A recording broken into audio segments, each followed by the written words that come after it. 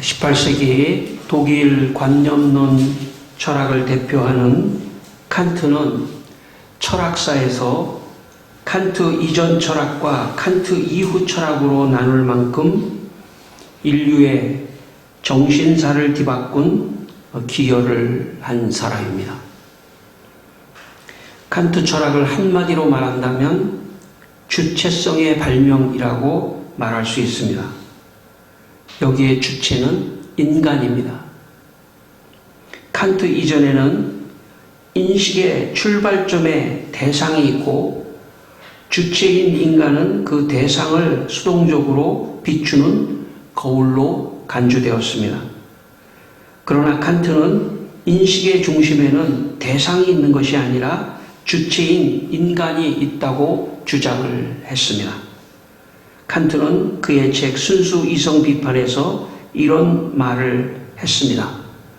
사고하는 존재자로서 나는 나의 모든 가능한 판단들의 절대적 주체이고 나 자신에 대한 이 표상은 어떤 다른 사물의 수로로 사용될 수 없다.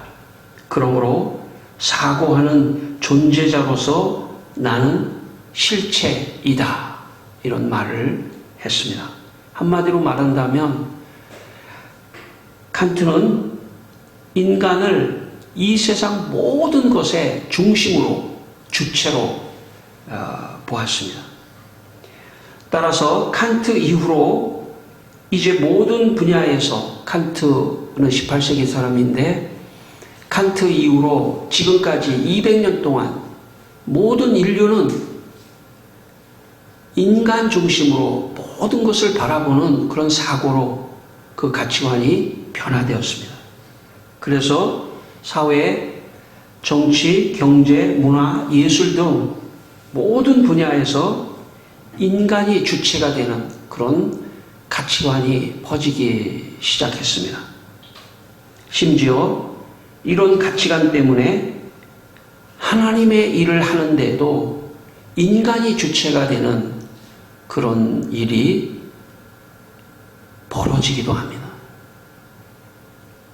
하나님의 일은 하나님이 주체가 되셔서 하셔야 되는데 이런 칸트 이후의 계몽주의 사상 때문에 교회 안에서도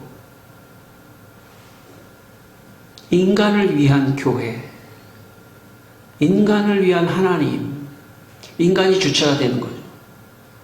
신앙도 마찬가지고 나를 위해 신앙이 필요한 거지 하나님이 주체가 되는 신앙이 아니고 내가 필요해서 나 때문에 내가 주체가 돼서 교회가 필요하고 하나님이 필요하고 하는 그런 사고로 심지어 교회에서마저 그런 생각을 하게 되기도 합니다. 하나님의 일은 하나님이 주체가 되셔서 하셔야 합니다. 여기에 인간이 뛰어들어가 하나님 대신 인간이 주체가 되어 하는 일은 하나님의 일이 아닙니다. 그래서 출애굽기 14장 13절에 이런 말씀이 있습니다. 모세가 백성에게 이르되 너희는 두려워하지 말고 가만히 서서 여호와께서 오늘 너희를 위하여 행하시는 구원을 보라.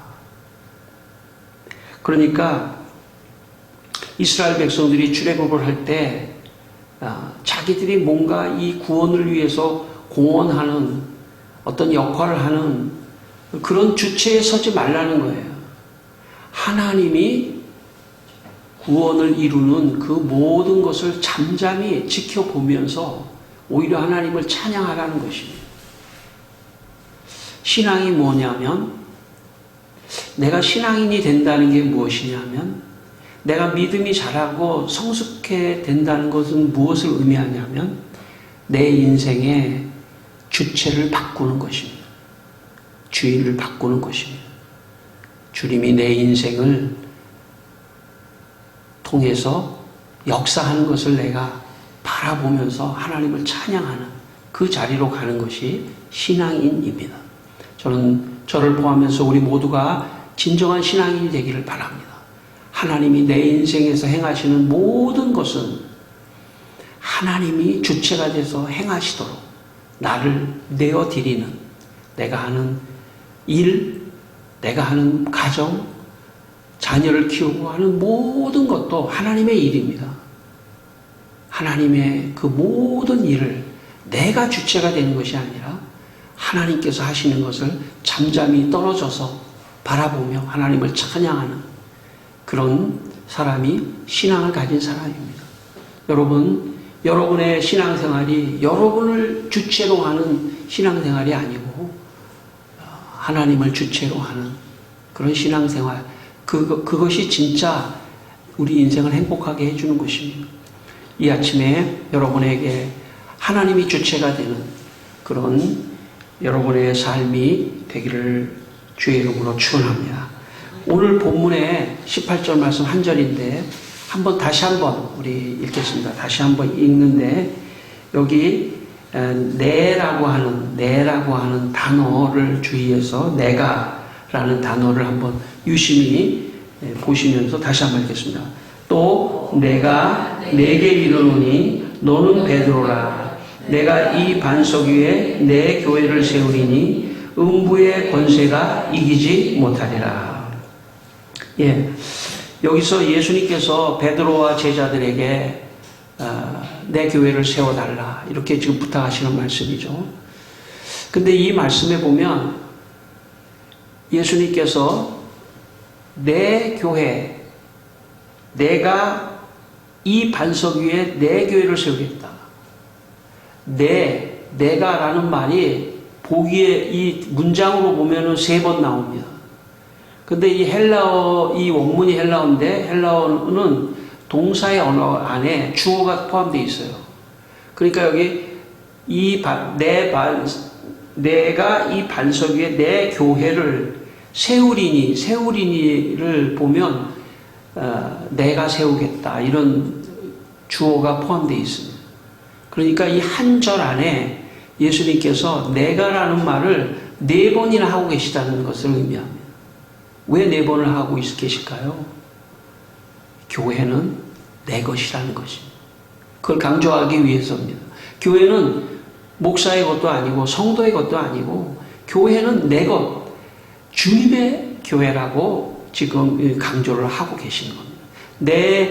내가 이 반석 위에 반석과 같이 튼튼한 믿음의 신앙 고백 위에 내 교회를 내가 세우겠다.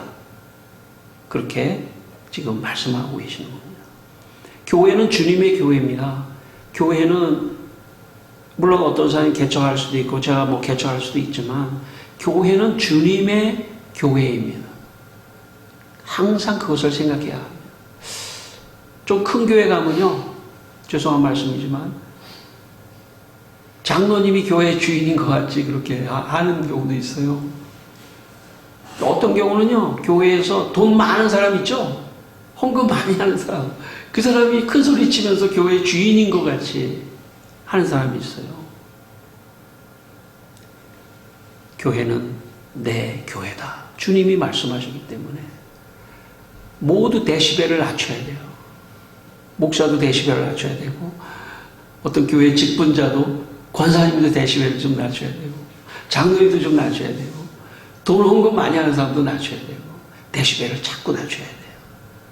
주님이 교회다. 교회는 주님이 이 교회의 주인이시고 주체인 거예요. 제가 서론에 말씀드렸지만 칸트 이래로 200년 동안 계몽주의 사상의 영향을 받은 모든 인류는 인간 중심, 인간이 주체라고 하는 인간 중심의 사고를 세상에서 학교나 이런 데서 배워가지고 교회에 들어오다 보니까 신앙생활 하기가 참 어려워요. 200년 전보다. 왜? 나를 위한 교회. 나를 위해서 교회가 필요하지. 내 신앙을 위해서 교회, 하나님 필요할 뿐이야. 내가 주체예요. 어느 순간 나한테 교회가 필요 없다고 느껴질 땐 교회를 떠나버려요. 아직 신앙의 일보도 전진하지 못한 사람입니다. 신앙의 일보를 전진하는 순간, 아, 교회는 주님의 것이고 주님이 주체가 될 때 오히려 행복한 것이구나, 내 인생이.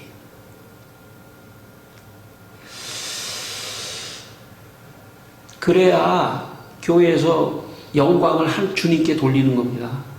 내가 주체가 되면요, 교회에서 나 때문에 교회가 잘 되고, 나 때문에 교회가 지금 생존하고 있고, 나 때문에 교회가 지금 유지되고 있고, 그러면 그 영광을 내가 받게 돼 있어요. 모든 건 주님께 영광을 돌려야 됩니다. 주님이 주체가 되도록 해야만이, 내가 이 주체성이 빠져야만이 주님의 영광을 받는 것입니다. 제가 언제 한번 말씀을 드린 것 같기도 한데, 10여 년 전에 우리 교회가 역삼동으로 이전을 했을 때가 있었습니다. 제가 전도사 시절 교회 대학부에서 가르쳤던 제자들이 역삼동에 있는 창문교회로 찾아왔습니다. 대화를 나누던 중 그 중에 제일 선배되는 여자 제자가 저에게 말했습니다. 목사님, 지난번 제가 가락동에 창문교회 있을 때 여기도 왔었거든요. 여기 왔었는데 그때 가락동도 좋았는데 왜 역삼동으로 오셨어요? 근데 제가 옛날에 가르쳤던 제자들이라서 그랬는지 모르지만 마음을 좀 뭐라 그럴까요? 마음의 경계를 좀 풀었다 그럴까요? 내 본심이 딱 나왔어요. 여기 오면은 부흥이 좀 잘 될 것 같아서. 그랬더니 그 여자 제자는 옛날에 아주 참 잘 아는 사이니까 씩 웃으면서 표정이 좀 묘하더라고요. 목사님답지 않은 말씀인데요. 딱 하는 그 이상한 표정. 10년이 지난 지금도 그 이상한 표정이 제 머리에서 떠나지가 않습니다. 그 말이 제 귀에서 떠나지가 않더라고요.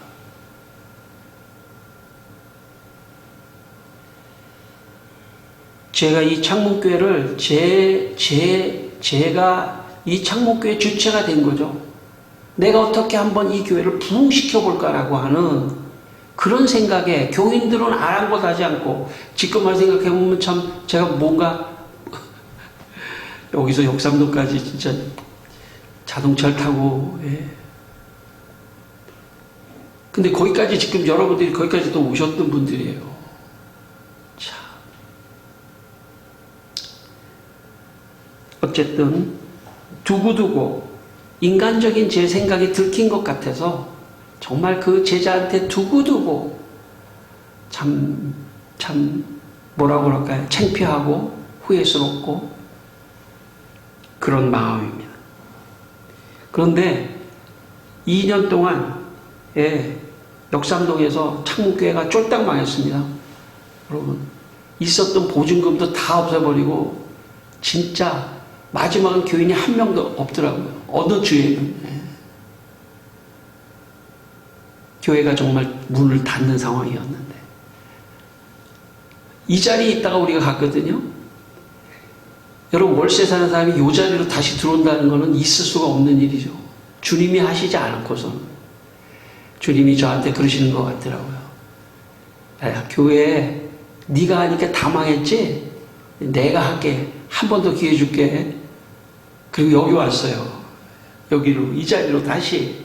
보증금도 반으로 이 주인이 너무 감사하죠. 목사님 그냥 오세요. 그 주인도 훌륭하시지만 그 배후에는 누가 계시냐면 예수님이 계시는 거죠. 이 교회 내 교회야.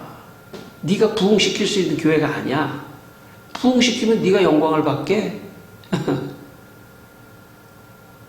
다 망했습니다. 그리고 여기에 10여 년 전에 왔습니다. 그때부터는 제 마음이 조금 달라졌어요. 아무것도 하지 말자. 좀 소극적이어 보이죠? 교회는 그래야 된다. 아무것도 하지 말자.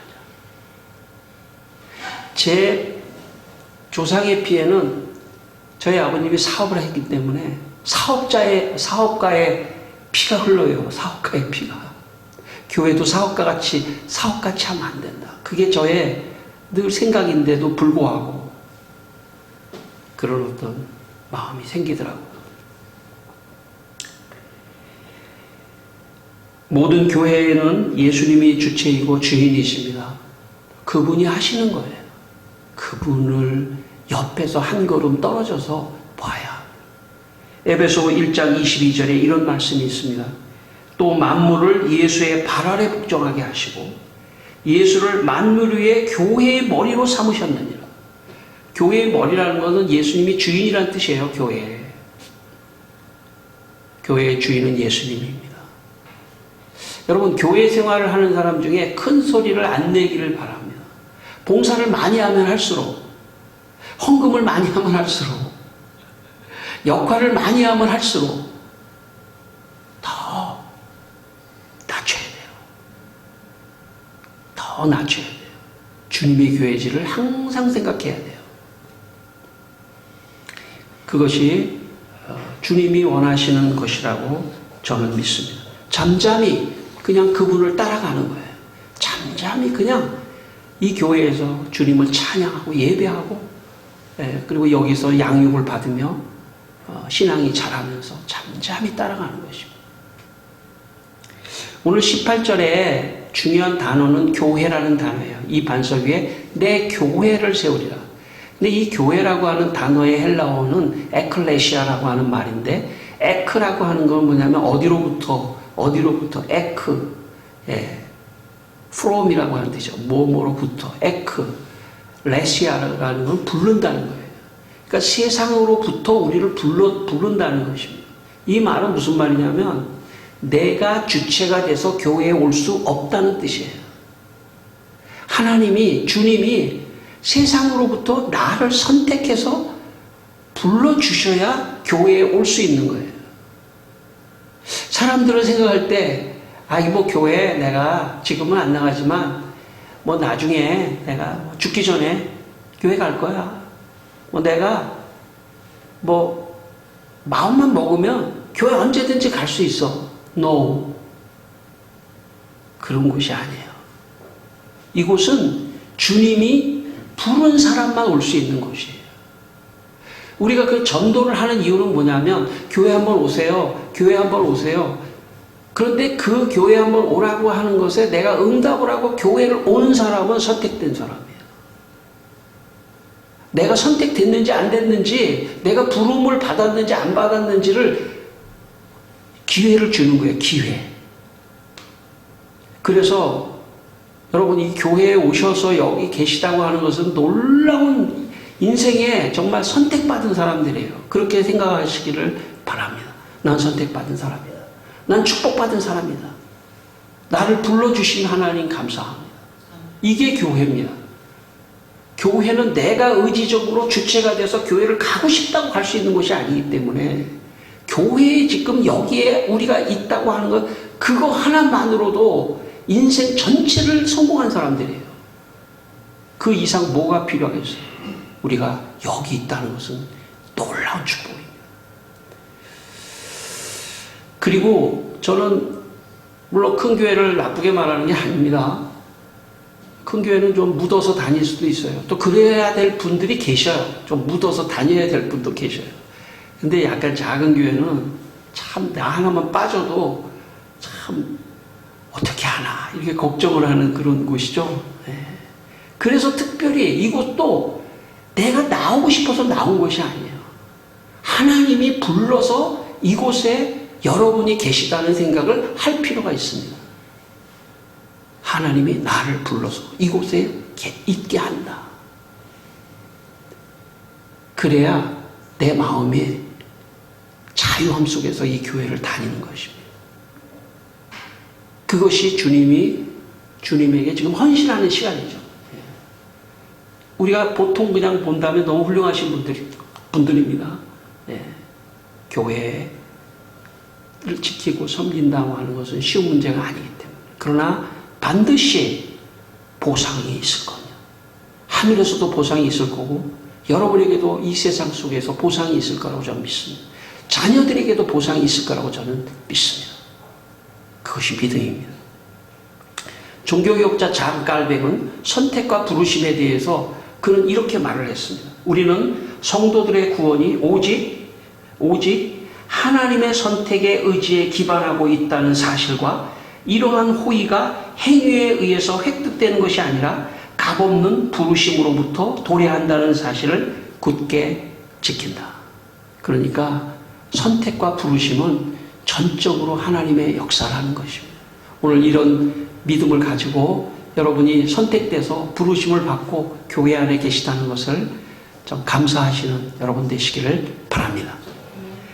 오늘 창문교회 창립 20주년입니다. 20년 전에 창문교회를 개척하기 위해 우리 가족은 3개월 동안 준비하며 기도를 했습니다. 물론 그때 제가 좀 몸이 안 좋아서 참 준비를 했다기보다는 그냥 누워서 있었다고 볼 수 있습니다. 창문교회가 창립하면 함께 하시겠다는 분이 여러분이 계셨습니다. 제가 있었던 교회들이 몇 곳 있었는데 거기서 저를 아는 분들이 교회를 하시면 우리가 같이 가서 함께 하겠다. 좋은 일이죠. 보통 그렇게 합니다. 근데 제가 기도를 하는데 주님께서 제 마음속에 주님의 마음을 자꾸 말씀하시는 것 같더라고요. 주님께서 창문교회는 불신자만을 등록받는 교회가 되었으면 좋겠다. 주님이 자꾸 말씀하시는 거예요, 저한테.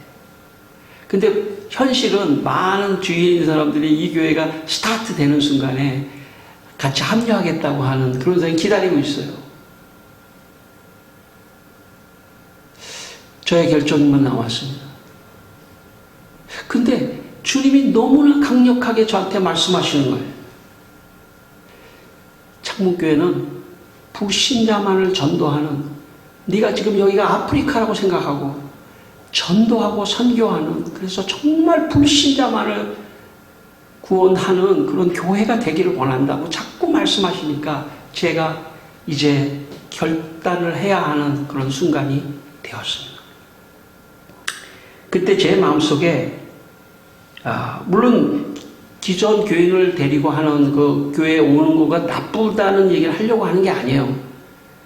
어떤 교회마다 하나님께서 그 세우시는 그 어떤 지점이 또 그런 게 다를 수가 있다는 것을 이해하는 차원에서. 근데 제가 인간적인 생각이 들었습니다. 몇 가지 생각에. 과연 예수를 하나도 믿지 않는, 저도 교회를 다 코스웍을 했던 사람이기 때문에 예수를 안 믿는 사람이 그것도 개척교회에 과연 올까? 그런 의문이 생기더라고요.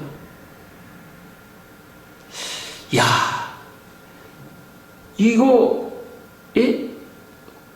1년도 안 돼서 문을 닫는 거 아니야? 이게 이래서 교회가 부흥될 수 있을까? 인간적으로.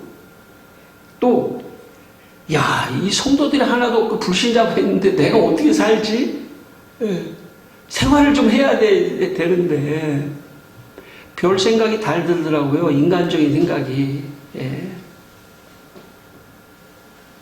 이제 마지막 순간에 순종을 하느냐 순종을 안 하느냐, 그리고 제가 혼자 있는 것도 아니고 제 아내도 있고 5살짜리 5학년 아들들도 있는데 아무것도 없이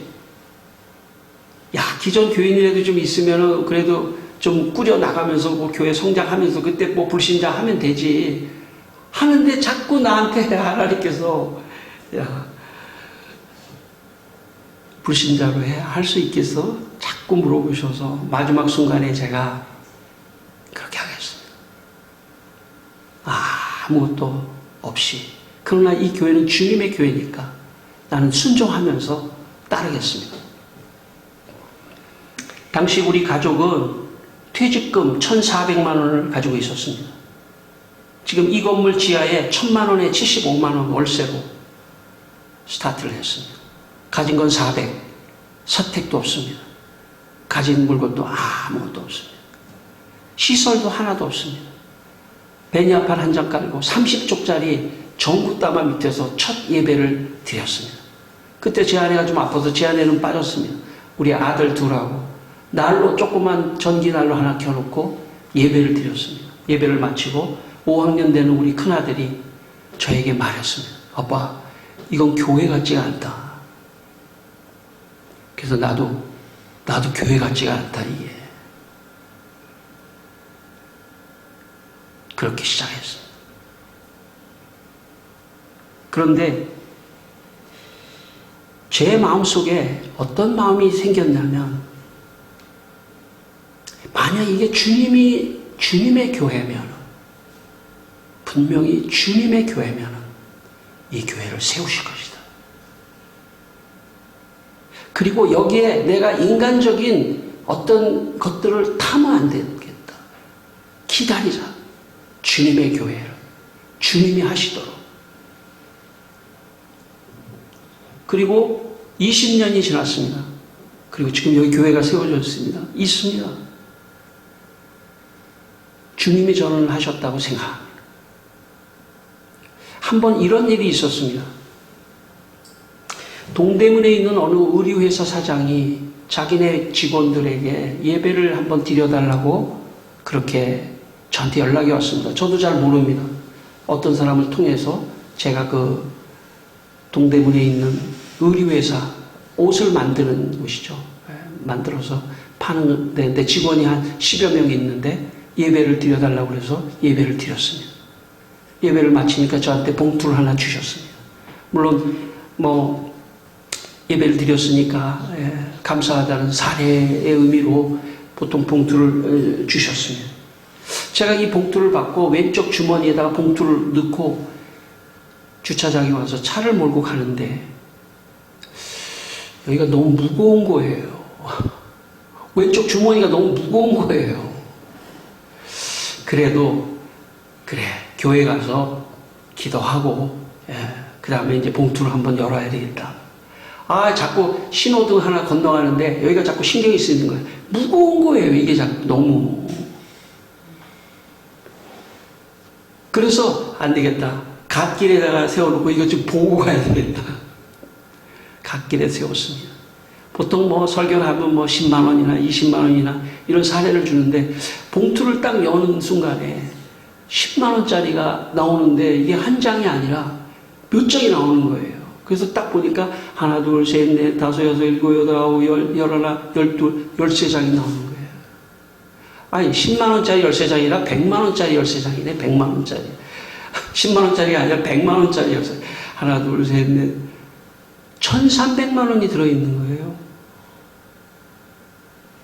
그래서 제가 순간에 이 돈을 보고, 개척을 할 때 돈이 교회가 부족해가지고, 돈을 보고, 정말 하나님 감사합니다. 막 흥분해가지고, 막 그냥, 막 차 안에서 막 그냥 막 소리를 지르면서 하나님 감사합니다. 그러는데 한참 소리를 지르다가 보니까, 이거 잘못 준 것 같다는 생각이 들더라고요. 왜냐면, 그냥 보통 10만 원, 20만 원 주는 거는 있을 수 있는 건데, 이게 1,300만 원을 준다는 게, 어쩐지 100만 원짜리 수표가 13장 들어가 있으니까 이게 묵직한 거예요. 전화를 드렸습니다. 여사장한테. 사장님, 지금 제가 이 봉투를 열어봤는데 1,300만 원이 들었습니다. 이거 잘못 주신 것 같습니다. 그랬더니 그 여사장이 이렇게 말씀하시더라고요. 자기네 회사에서 6개월 전에 어느 곳으로 옷을 1,300만 원어치 납품을 했다는 거예요. 근데 거기서 결제를 안 해주고 6개월이 끌었는데 6개월 만에 1,300만 원이 들어왔다는 거예요. 어저께. 그런데 그 돈이 딱 입금되는 순간에 이 여사장님 마음에 이런 생각이 딱 들더라는 거예요. 내일 그분하고 나는 만난 적도 없어요. 나는 한 번도 그 회사에 간 적도 없고, 내일 오는 그 개척교회 목사님이, 내가 개척교회 목사라는 건 알고 있었어요. 그 목사님에게 줘라 그러시더래요. 그리고 이 사장님이 아무 말씀도 안 하시고, 원래 주려면은 근데 좀 준비했어요 그럴 수도 있잖아요. 성숙한 것이죠. 정말 주님의 방법으로 주시는 거죠. 아무 말씀도 안 하시고 그냥 주시더라고요. 나는 그 전화를 끊고 차 운전을 못 하겠더라고요. 너무나 감사해서 막 눈물이 폭포수같이 쏟아지더라고요. 돈을 많이 받아서가 아니에요.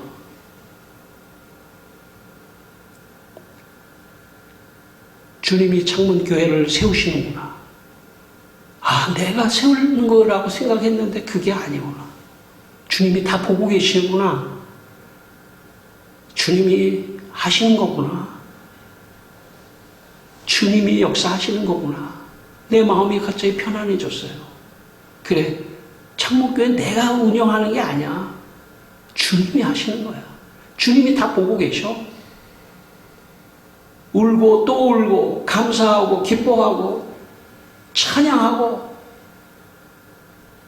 내가 할 일은 순종하는 것밖에 없어. 내가 하는 거는 교회를 위해서 기도해주고 최선을 다해서 말씀을 전하는 거 그거밖에 없어. 주님이 하시는 거야. 아, 그리고 여기까지 왔습니다. 주님이 이 교회를 저는 앞으로도 주님의 교회이기 때문에 주님이 인도하실 거라고 저는 믿습니다. 우리 모두 어떤 부담이나 책임감이나 이런 걸 다 내려놔야 돼요. 그냥 즐거움으로 이 교회에서 함께 가는 것입니다. 주님이 인도하는 대로. 그리고 이 세상은 너무나 인간적인 조미료들이 너무나 많기 때문에 주님의 역사를 잘 못 느낄 가능성이 많아요. 교회에서는 느껴야 됩니다. 교회가 주님이 인도하시는 그런 것들을 영적으로 세밀하게 관망하고 있어야 돼요. 주님의 교회가 어떻게 가는지를 우리가 함께 보는 것, 그게 믿음이 자라는 것입니다. 20주년 주님께서 여기까지 세워주셨고 앞으로 주님이 세워가실 교회 우리 모두 함께 헌신하며 함께 합시다. 기도하겠습니다. 같이 한번 기도하겠습니다. 주님, 여기까지 우리가 교회를 인도해 주시고 그래서 우리가 함께 여기에 있게 하신 것을 감사합니다. 살아계신 하나님, 우리 창문교회 아버지, 불신자 아버지 하나님 성도들이 여기까지 왔습니다. 그리고 정말 특급의 성도들을 보내주신 것을 감사합니다. 주님께서 우리 성도들을 통해서 이 교회를 세워주셨사오니 너무나 감사하고 앞으로도 우리가 교회를 위하여 우리 함께 헌신하며 가기를 원합니다. 축복하여 주시옵소서. 아버지 하나님, 지난 20년 동안 창문교회를 세워주시고 그리고 여기에 정말 특급 우리 참 성도들을 불신자 특급 성도들을 여기 보내주셔서 지금 우리 여기 앉아 계십니다. 우리 성도들을 축복하여 주시고 이분들을 위해서 주님이 그렇게 하셨군요. 이분들을 구원하시기 위하여 그렇게 하신 주님 감사하며 앞으로도 우리 창문교회를 통해서 구원받을 사람을 우리가 환영하고 기다리면서 여기 앉아 있겠습니다. 주님, 또 다른 사람들을 구원받을 사람들을 보내주시기를 기도합니다. 그리고 앞으로 우리가 이 교회 안에서 더 하나님을 체험하며 하나님의 역사를 체험하며 나아갈 수 있도록 도와주시옵소서. 감사하며 예수님 이름으로 기도드리옵나이다. 아멘.